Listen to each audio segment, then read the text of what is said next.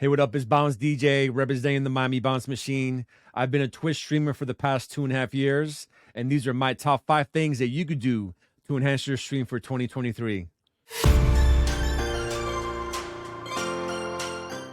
Number 5, download high quality visuals.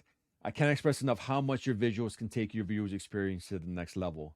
Whether you're looking for videos or images just like the one behind me, there are several reliable websites that I use that you can take advantage of at no cost. Number 4, ensure you have sufficient lighting.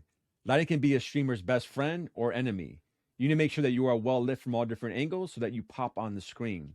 Depending on your streamer space, you might want to make sure that you have enough ring lights, up lights to not only make sure that you are well lit, but also your green screen if you have one. All right, number 3, buy a Stream Deck. Stream Deck essentially is a controller that you can use to navigate throughout your scenes, create different multi-action switches, or even various effects that creates engagement throughout your show. All right, number 2, invest in a dedicated streaming computer. It doesn't have to be the best of the best, but you want to be able to find something with a good quality graphics card and with as much memory as you can afford.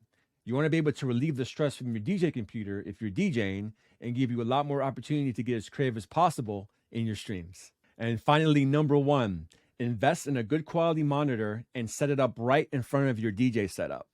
By having it right in front of your DJ setup, there's less likely chance that you're going to be able to miss any comments, or especially a first-time viewer, they may enter your chat. My name is Bounce DJ, and these were my top 5 things of what you can do to improve your streams for 2023.